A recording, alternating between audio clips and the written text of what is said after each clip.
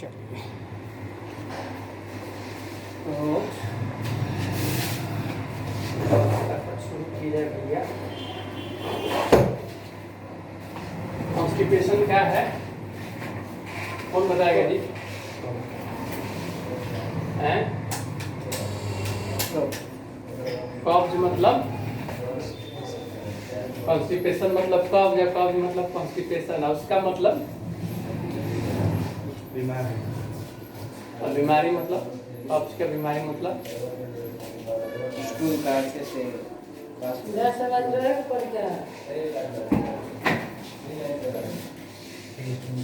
तो कोई भी इनकम्प्लीट इवैक्यूएशन का जो फीलिंग है, जहाँ पेशेंट ये कह रहा है कि लैट्रिन पूरा प्रेस नहीं हुआ या हार्ड स्टूल पास किया, या हार्ड स्टूल के साथ साथ अगर कह रहा है कि हमको लैट्रिन करने में डिफिकेशन मतलब क्या होता है? डिफिकेशन देखो शब्द होता है फिकस। फिकस मतलब मल, और डिफिकेशन मतलब होता है मल विसर्जन। ठीक है, मल विसर्जन मतलब लैट्रिन करने के दौरान, तो हिंदी शब्द हो गया मल विसर्जन।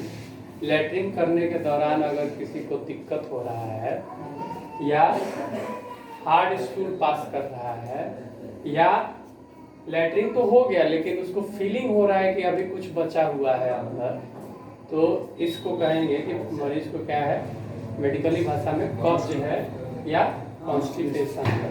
ठीक है, अब कॉन्स्टिपेशन का जो कारण है उसको हम लोग तीन मुख्य भाग में डिवाइड कर सकते हैं। एक तो हो गया एनाटॉमिक कारण।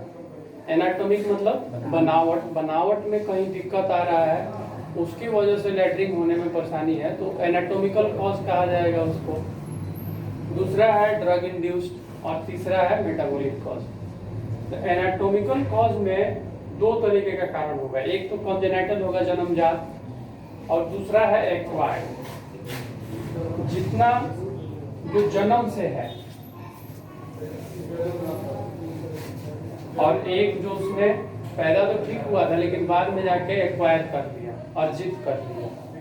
ठीक है, जैसे धन हम लोग पैदा लेके नहीं पैदा होते हैं, धन हम लोग क्या करते हैं, अर्जित करते हैं, और शरीर हम लोग लेके पैदा होते हैं, हम लोग का कॉन्जेनाइटल होता है, और धन क्या है, वो अर्जित है। वैसे ही एनाटॉमिकल जो कारण होगा कब्ज का, दो तरीके का हो जाएगा। एक तो जन्मजात कारण की जन्म से ही बच्चे का लैट्रिन का रास्ता में क्या है, सिकुड़ाहट है, या उसका लैट्रिन का रास्ता बना ही नहीं है, या उसको पैदा हुआ और गाय का दूध पिला दिया, प्रीमेच्योर बच्चा था, एनईसी डेवलप कर गया, एनईसी के बाद उसके आंत में सिकुड़ाहट हो गया, या प्रून बेली सिंड्रोम है कि उसका मसल जो है कॉन्ट्रैक्ट ही नहीं होता है, या डाउन सिंड्रोम है कि उसके 21 गुणसूत्र पे 3 एक्स क्रोमोसोम है, ट्रिपल एक्स क्रोमोसोम और 21 21वें गुणसूत्र पे, तो उसकी वजह से डाउन सिंड्रोम हो गया, या गैस्ट्रोकाइसिस की उसकी आंत का अगला दीवार बना ही नहीं, या डायवर्टिकुला होता है कि आंत में, जैसे ये आंत है अगर, तो आंत में एक पाउच अलग हो जाता है, इसको डायवर्टिकुला कहा जाता है। तो जन्मजात उसके आंत में डायवर्टिकुला है।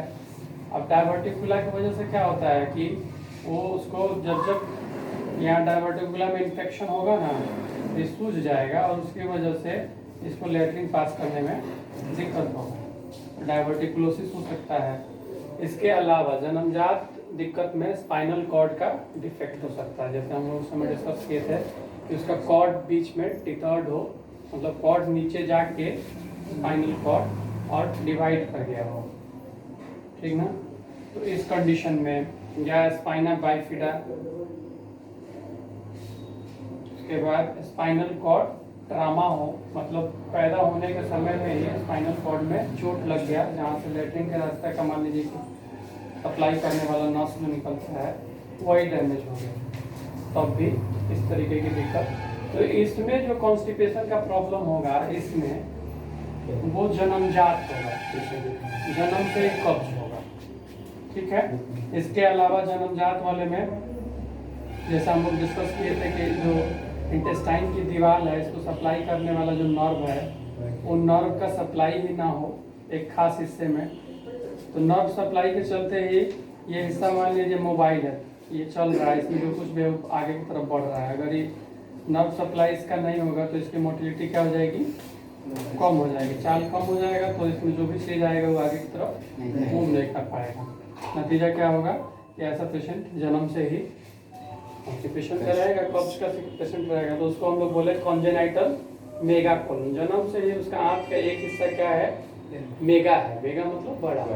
तो नर्व सप्लाई नहीं है तो जाहिर सी बात है उसमें चीज इकट्ठे होते होते वो मेगा को मेगा हो जाएगा, बड़ा हो जाएगा, मेगा कोलन हो गया। इसी को ये वैज्ञानिक जिसने खोजा उसके नाम के आधार पर हर्स्ट्रोम डिजीज कह दिया जाता है।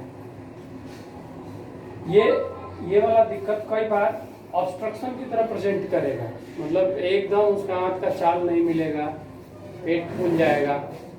तो जैसे ऑब्स्ट्रक्शन में होता है, पेट फूला हुआ, आंत रुका हुआ और बाहर से छूने पे दर्द होगा, तो ये सारा कुछ ऑब्स्ट्रक्शन को क्या करता है, उसी के जैसा लगता है, लेकिन ऑब्स्ट्रक्शन रियली में होता नहीं है। तो इसीलिए इस कंडीशन को स्यूडो ऑब्स्ट्रक्शन भी कहा जाता है।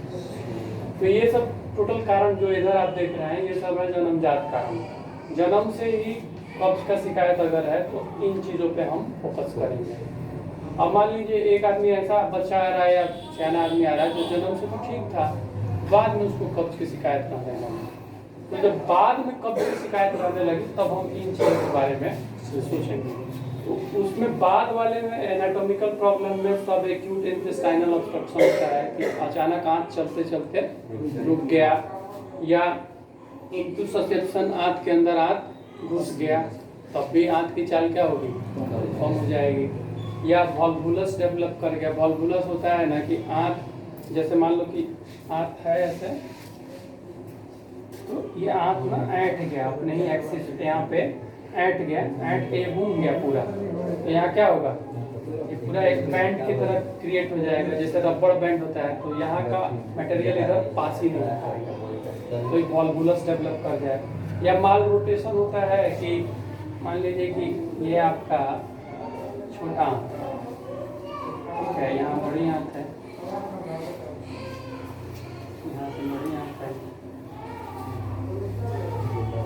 तो ये पूरे एक्सिस पे ये चीज पूरा यहाँ से घूम जाए, यहीं पे पूरा एक चक्कर मार ले, ये किसी चीज से बंधा थोड़ी रहता है, एक चक्कर लगा ले यहीं पे, तो क्या होगा, वही रबड़ बैंड वाली स्थिति हो जाएगी, यहाँ का मटेरियल आगे पास ही नहीं होगा, तो माल रोटेशन होता है।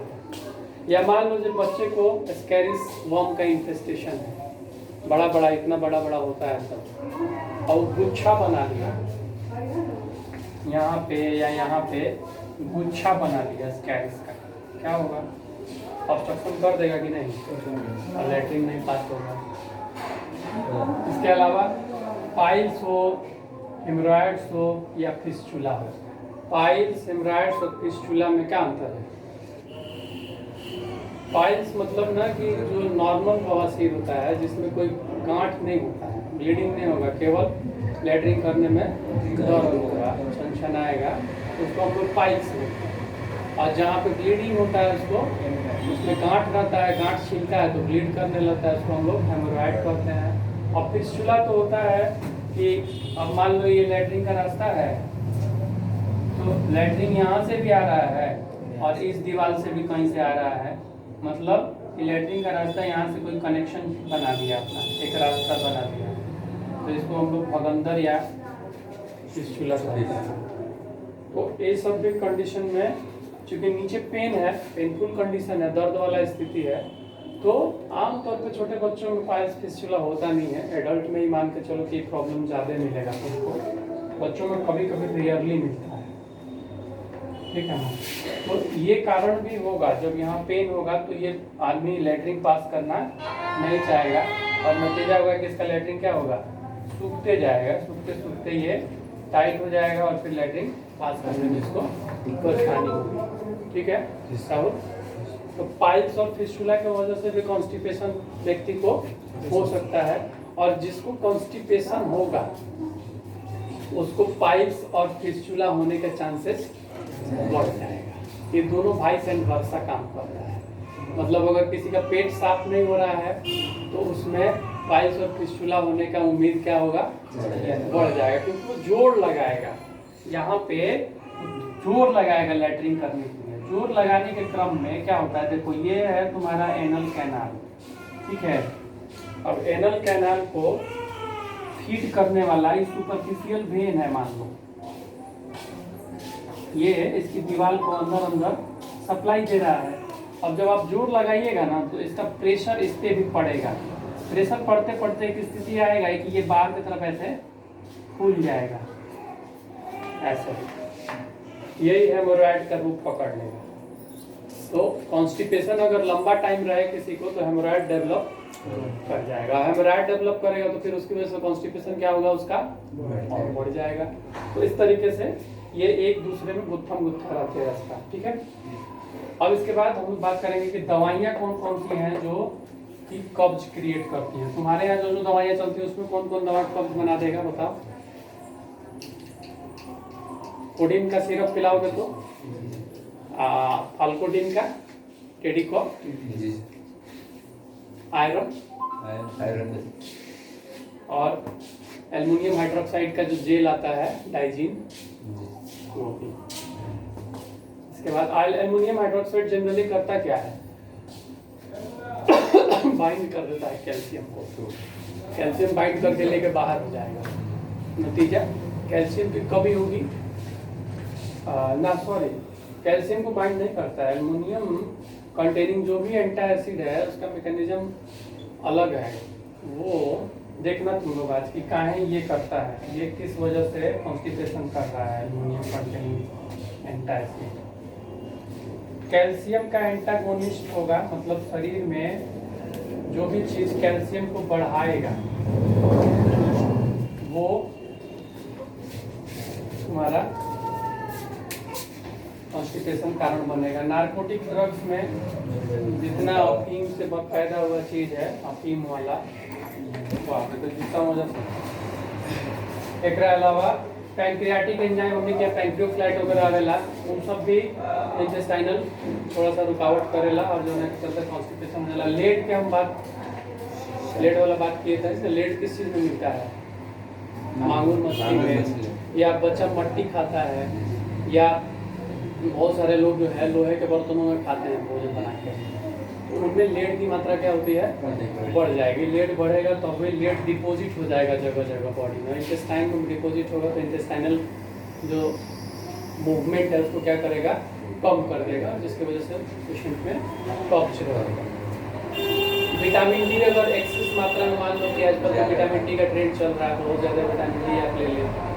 अच्छा, हाइपर विटामिनोसिस किस किस चीज़ का होता है, कौन कौन विटामिन माने ज़्यादा लीजिएगा तो शरीर में दिक्कत कर देगा, कौन सा विटामिन नहीं करेगा।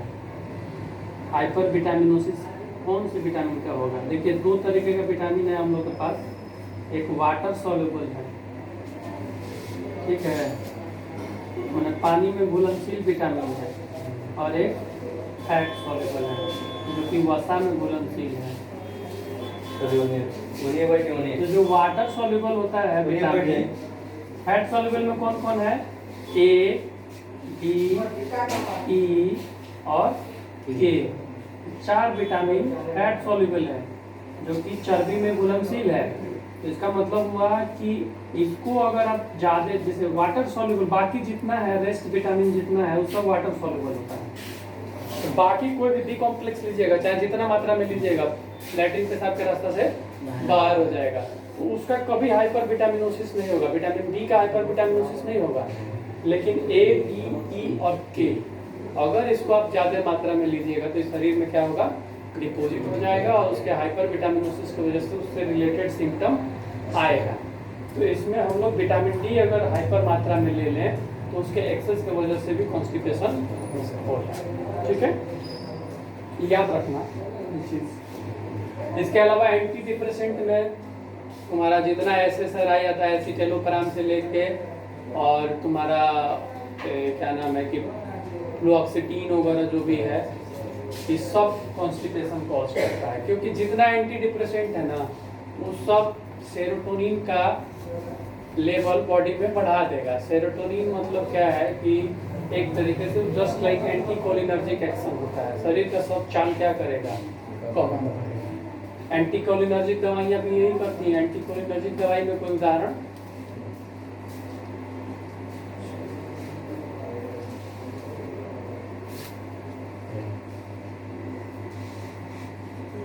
हम लोग के यहाँ नहीं पता है। एंटीकोलिनर्जिक दवाइयाँ जनरली तुम लोग नहीं देखे हो, यूज़ नहीं होता है अपने यहाँ। एंटीकोलिनर्जिक हम बताएंगे, तो सभी यहाँ पे इतना दिमाग में रखो कि एंटीकोलिनर्जिक दवाइयाँ भी कॉन्स्टिपेशन कॉज करती हैं।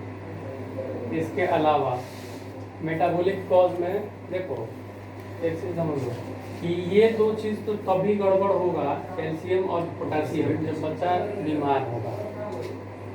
कैल्शियम किसी का ऐसे नहीं बढ़ जाएगा। बीमार वाली अवस्था में कैल्शियम चढ़ रहा है मान लो, तब या यूरिन के द्वारा जितना कैल्शियम निकलना चाहिए रेनल फेल्योर में जा रहा होगा, यूरिन नहीं हो रहा है पास आउट, तो कैल्शियम का लेवल बढ़ जाएगा। या पेशेंट लूज मोशन में है तो वोमिटिंग में बहुत सारा पोटेशियम लॉस होता है, या लेटरिन के रास्ते बहुत सारा पोटेशियम लॉस होगा, तो उस स्थिति में पोटेशियम बॉडी से बाहर हो जाएगा, तब हाइपो कैलेमिया हो जाएगा, और उसकी वजह से भी हम लोग को कॉन्स्टिपेशन में जाएगा। तो ये दो चीज़ ऐसा नहीं होगा कि घर से बच्चा आ रहा है उसको ही गड़बड़ हो, ये जनरली बीमार बच्चों में मिलेगा तुमको, ये कारण। थायराइड वाला तो वैसे भी तुम लोग, थायराइड कम है, हाइपोथायराइडिज्म है, तो तुम देखो तो बच्चा मोटा होगा, स्किन ऑयली हो जाएगा, उसका आवाज़ बदल जाएगा, बाल भूरा हो जाएगा, बच्चे का विकास बुद्धि का कम होगा, छोटा हो जाएगा। बहुत सारी चीज़ें हैं हाइपोथायराइडिज्म में, जिससे आप जान जाएंगे कि बच्चे को थायराइड का प्रॉब्लम है और उसकी वजह से इसको कॉन्स्टिपेशन हो रहा है। तो वहाँ दवाई क्या दोगे? वहाँ ओसोलैक्स से ठीक होगा कि थायराइड उसको सप्लीमेंट करोगे? थायराइड सप्लीमेंट किया जाएगा। अब किसी का बेटा पोटेशियम कम है, उसकी वजह से उसको कॉन्स्टिपेशन हुआ है, तो उसका पोटेशियम सही करोगे कि उसको लैक्सेटिव दोगे? बट नेचुरल है। तो वैसे ही किसी को डायबिटीज है तो उसका शुगर का लेवल क्या है, बढ़ गया है। इंक्रीज शुगर लेवल क्या करेगा, ये आपकी आंत है, आंत को सप्लाई करने वाला ये नर्व है, तो नर्व को भी सप्लाई करने वाला ब्लड वेसल होता है ना जी।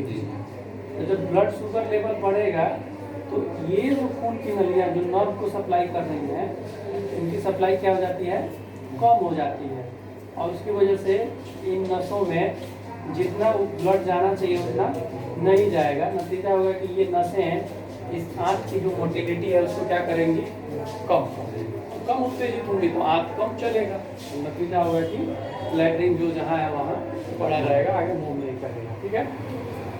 इसके अलावा इमोबिलिटी भी एक बहुत बड़ा कारण होता है। मोबिलिटी मतलब क्या होता है जी? मोबाइल मतलब गतिमान चीज, ऑटोमोबाइल होता है ना जो अपने से चलता है, और मोबाइल मतलब चलने वाला, और इमोबाइल मतलब जो जहाँ है वहाँ पड़ा रहे। तो तुम लोग देखते हो कि अक्सर जो बच्चा सीपी वाला, सेरेब्रल पैल्सी वाला जो बच्चा होता है, जिसका दिमाग मन बुद्धि है, चलता नहीं है अपने से, उसको कॉन्स्टिपेशन का प्रॉब्लम रहता है, उसको पेट साफ नहीं होगा, और उसका कारण क्या है कि उसकी मोबिलिटी क्या हो गई है, कम। चलेगा नहीं ना तो उसकी मांसपेशियां भी मूव नहीं करेंगी, और नतीजा होगा कि हाथ की चाल क्या होगी, कम हो जाएगी। या बूढ़ा आदमी है, अब कोई बीमारी हो गया, पुराना बीमारी या जोड़ में प्रॉब्लम है, चलना फिरना उसका कम हो गया, तो उसको कब्ज नेचुरली रहने लगेगा। ठीक है ना।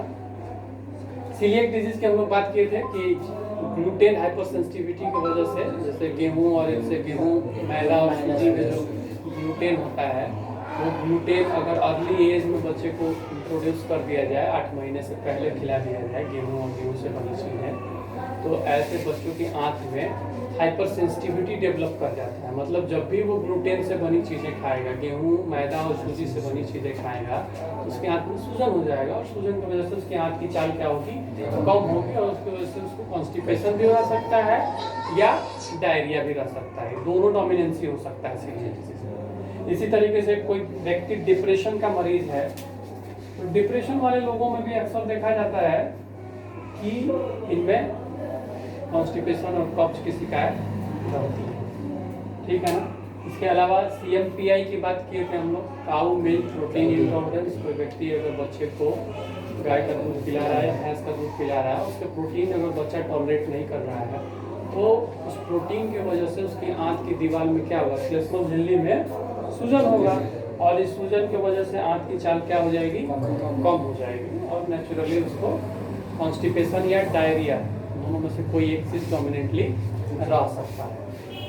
इसके अलावा एक पार्किंसंस डिजीज होता है, बूढ़े लोगों में 60 साल के ऊपर के लोगों में पाया जाता है पार्किंसंस डिजीज। ऐसे लोगों में डोपामिन का लेवल बढ़ जाता है। डोपामिन लेवल बढ़ने की वजह से इन लोग का जो शरीर का चाल होगा ना, टिपिकल मैंने लगेगा कि इस चेहरा जो है एकदम मूर्ति की तरह हो जाएगा, बिना कोई फेशियल एक्सप्रेशन का।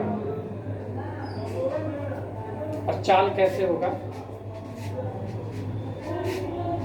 ऐसे चलेगा, ठीक ना, बहुत सुस्त हो जाएंगे। हमको लगेगा कि मशीन है कोई, उसमें बैटरी उसका डिफ्यूज हो गया है, वो एकदम बहुत स्लो चलेगा, छोटा मूवमेंट करेगा। पार्किंसन डिजीज के बहुत सारे मरीज मिल जाएंगे, हम दिखा देंगे, जो आता है उसमें हम दिखा देंगे। पार्किंसन है उसको, और उसका बीमारी नहीं पकड़ेगा, पैसिटीन चलता है उसमें, चल जाएगा तो ठीक हो जाएगा, अरे जन्म तक खाना पड़ेगा। लेकिन ये इसका डायग्नोसिस जनरली लोग नहीं बनाते हैं, बहुत कॉमन बीमारी है, बहुत ही कॉमन बीमारी है पार्किंसन डिजीज। तो पार्किंसन जिसको है उसको भी कॉन्स्टिपेशन हो सकता है। सिस्टिक फाइब्रोसिस की बात किए थे कि सिस्टिक फाइब्रोसिस में मतलब क्या कि भैया जो इसमें पैर है इसका सीलिया, तो सीलिया डेवलप नहीं है, सीलिया खाने को आगे की तरफ सरका नहीं रहा है, तो जो खाना चाहे वहीं रुक जाएगा, नतीजा क्या होगा, कॉन्स्टिपेशन डेवलप कर जाएगा। इन्फ्लेमेटरी बाउल डिजीज में हम लोग दो बीमारियों की बात किए थे, क्रॉन्स डिजीज और अल्सरेटिव कोलाइटिस UC। IBD के अंदर हम लोग दो बीमारी की बात करते हैं, क्रॉन्स डिजीज CD और UC अल्सरेटिव कोलाइटिस। दोनों में लैटरिन ऊनी होगा, लेकिन थोड़ा सा अंतर आ जाता है, इसका डिफ्रेंसिएशन हम लोग अलग से पढ़ेंगे। यहाँ पे बस इतना जानो कि अगर इन्फ्लेमेटरी बाउल डिजीज चल रहा है तो कॉन्स्टिपेशन भी एक लक्षण हो सकता है, ठीक है। इसके अलावा CVA सेरेब्रोवैस्कुलर एक्सीडेंट, सेरेब्रो मतलब ब्रेन में कोई वैस्कुलर एक्सीडेंट हो जाए, तो ब्रेन में वैस्कुलर एक्सीडेंट क्या क्या हो सकता है भाई, हाइपरटेंशन की वजह से हेमरेज कर जाए, या हेमरेज हो जाए, या इन्फेक्शन हो जाए। इन्फेक्शन क्या होता है कि जो ब्रेन में सप्लाई करने वाली नसें हैं, खून की नसें, इनमें कोई ब्लॉकेज हो जाए, तो ये ब्लड यहाँ जाएगा ही नहीं, तो नतीजा होगा कि यहाँ का हिस्सा क्या हो जाएगा, डैमेज होकर सूख जाएगा। तो इस स्थिति को हम लोग कहेंगे कि इन्फेक्शन हो गया। और अगर इसी खून की नली में प्रेशर ज़्यादा हो गया और ये फट जाए, यहाँ ब्लीड कर जाए, तो भी स्थिति तो यही होगी कि ब्लीडिंग की वजह से ब्लड यहाँ बाहर निकल जाएगा और ये हिस्सा ऑक्सीजन की कमी की वजह से डैमेज होगा। तो इस स्थिति को हम लोग तो इन दोनों को कंबाइंडली क्या कहा जाएगा, CVA सेरेब्रोवैस्कुलर एक्सीडेंट। किसी व्यक्ति को, उम्रदराज आदमी को, हम ग्रीन में जो किए हैं वो एडल्ट का कारण है, तो किसी का अगर हेमरेज या इन्फेक्शन हो जाए ब्रेन में तो क्या होगा, जाहिर बात है उसकी मोबिलिटी कम हो जाएगी, चलना फिरना कम हो जाएगा, ये मोबिलिटी में ज़्यादा रहेगा तो कॉन्स्टिपेशन उसको डेवलप कर जाएगा। इसके अलावा मान लो कि सेरेब्रोवैस्कुलर एक्सीडेंट हुआ, ब्रेन का वही हिस्सा डैमेज हो गया जो गट की दीवार को सप्लाई करता है, गट सीलिएक एक्सिस जो होता है उसको सप्लाई करने वाली जो वेगस नर्व है, वेगस नर्व जहाँ से निकल रही है वही हिस्सा ब्रेन का डैमेज कर गया, तो क्या होगा, उस दीवार को सप्लाई नहीं मिलेगा, तो उसकी मोटिलिटी कम होगी और नतीजा होगा कि पेशेंट कॉन्स्टिपेशन में जा सकता है। इसके अलावा ट्यूमर होगा, जाहिर बात है ट्यूमर कहीं भी रुकावट कर देगा तो लैट्रिन रुक जाएगा। प्रेगनेंसी में कहाँ रुक जाता है भाई, कब्ज कहाँ हो जाता है प्रेगनेंसी के अंदर, बच्चा जैसे जैसे बस्तानी में बढ़ेगा तो ये इसके ऊपर ही बढ़ेगा ना, इसको क्या करेगा, ऊपर से प्रेस करेगा, ट्यूमर की तरह दबाएगा ना इसको, और दबाएगा तो हाथ की चाल क्या हो जाएगी, लैट्रिन नहीं होगा उसको साफ। SLE और स्क्लेरोडर्मा की बात हुई थी कि अपने ही शरीर का इम्यून सिस्टम अपने ही शरीर पे काम करने लगे, तो क्या होगा, उसमें भी कॉन्स्टिपेशन मिल सकता है। पेशेंट को एनोरेक्सिया नर्वोसा हो, भूख ही ना लग रहा हो, भैया खाना नहीं खाएगा, तो उसकी वजह से भी यहाँ पे मटेरियल होगा ही नहीं, वो लैट्रिन पास करे सूखते जाएगा कम खाने की वजह से। हैबिचुअल कॉन्स्टिपेशन जो कि हम लोग को ज़्यादा मिलता है छोटे बच्चों में, और lack of fibre in diet, खाने के अंदर फाइबर की कमी। ये दो चीज़ें ऐसी हैं जो हमारे यहाँ छोटे बच्चों में सबसे ज़्यादा मिलता है। हालांकि ऐसा नहीं है कि हम केवल इसी पे कंसंट्रेट करेंगे, बाकी चीज़ छोड़ देंगे, हमारा ध्यान सब पे जाना चाहिए, लेकिन ये दो चीज़ें ज़्यादा कॉमन है छोटे बच्चों में। और इसका डायग्नोसिस तो सब जब ये सब नहीं है तब इसको हम मानेंगे कि इसका डायग्नोसिस, अब पहले ही इसका डायग्नोसिस बना के नहीं बैठ जाएंगे कि हैबिचुअल कॉन्स्टिपेशन इसको हो गया। ट्रीटमेंट की अगर बात किया जाए तो देखो, जितना जन्मजात प्रॉब्लम है इसमें तो लगभग सबका ऑपरेशन होता है, ठीक है, इस सबका लगभग ऑपरेशन में ही जाना पड़ता है। यहाँ भी इसका ऑपरेशन, इसका ऑपरेशन, इसका ऑपरेशन, इसका ऑपरेशन। वार्म इंटस्टेशन है तो वॉर्म की दवा दीजिए, जो पैरालाइज करते हैं वॉर्म को धीरे धीरे लैट्रिन के रास्ते से बाहर निकल जाए। फाइल्स एंड राइट फिस्टुला का भी ऑपरेशन ही होता है। ड्रग के वजह से है तो दवाइयाँ बंद कर दीजिए, और मेटाबॉलिक कॉज है तो जो चीज़ आप सुधार कर सकते हैं उसको सुधार कर दीजिए। अब इसमें लैक ऑफ फाइबर है, डाइट में खाने में फाइबर नहीं ले रहे तो फाइबर की मात्रा बढ़वा दीजिए। हैबिचुअल कॉन्स्टिपेशन है तो वहाँ आप लैक्सेटिव यूज़ कीजिए, लैट्रिन ढीला करने वाली दवा, और साथ में पेशेंट को टॉयलेट ट्रेनिंग कराइए। टॉयलेट ट्रेनिंग में क्या होगा भैया, टाइम से बैठो और फाइबर की मात्रा बढ़ा लो और दवाई कंटिन्यू कर लो। एनोरेक्सिया नर्वोसा है तो भूख लगने वाली दवा चलेगी। एसएलवी स्क्लेरोडर्मा है तो भाई उसको तो और भी परेशानियाँ होंगी, तो उसका भी ट्रीटमेंट जैसे उसका इसमें स्टेरॉइड वगैरह चलता है वो अपने करवाइए। ट्यूमर है तो ऑपरेशन में जाएगा। प्रेगनेंसी है तो जब प्रेगनेंसी खत्म होगा तो उसका सही हो जाएगा। सीबीए है तो जैसे जैसे पेशेंट की मोटिलिटी बढ़ती जाएगी, मोबिलिटी बढ़ती जाएगी, ये इसका कॉन्स्टिपेशन ठीक होते जाएगा। आईबीडी है तो क्रॉन्स और अल्सरेटिव कोलाइटिस जब आप ठीक रखिएगा तो ऑटोमेटिकली उसका कॉन्स्टिपेशन भी सही रहेगा। सिस्टिक फाइब्रोसिस वाले का तो भगवान मालिक है। पार्किंसंस वाले का पैसिटेन देते रहिए, धीरे धीरे इम्प्रूव कर जाएगा। सीएमपीआई में क्या आएगा, इसका दूध बंद कर दीजिए, सही हो जाएगा। एक बच्चा तो हम देखे तो उसके बाद एक आया था सीएमपीआई वाला, है समझिए। और डिप्रेशन है तो एंटी डिप्रेशन दवाइयाँ चलेंगी। सीलिएक डिजीज है तो गेहूँ और गेहूँ से बनी हुई चीज़ें जीवन भर के लिए बंद हो जाएगी, बाकी सबका करेक्शन। तो ये है पूरा आपका ट्रीटमेंट प्रोटोकॉल, और साथ में कॉन्स्टिपेशन ये बच्चों में भी रहेगा और एडल्ट में भी यही रहेगा। जो ग्रीन घेरा किए हैं वो एडल्ट में एक्स्ट्रा हो जाता है कारण, बच्चों में वो कारण कम मिलता है। बाकी अदरवाइज जो कॉमन है वो दोनों में कॉमन है, इससे अलग कुछ और कब्ज में होता नहीं है।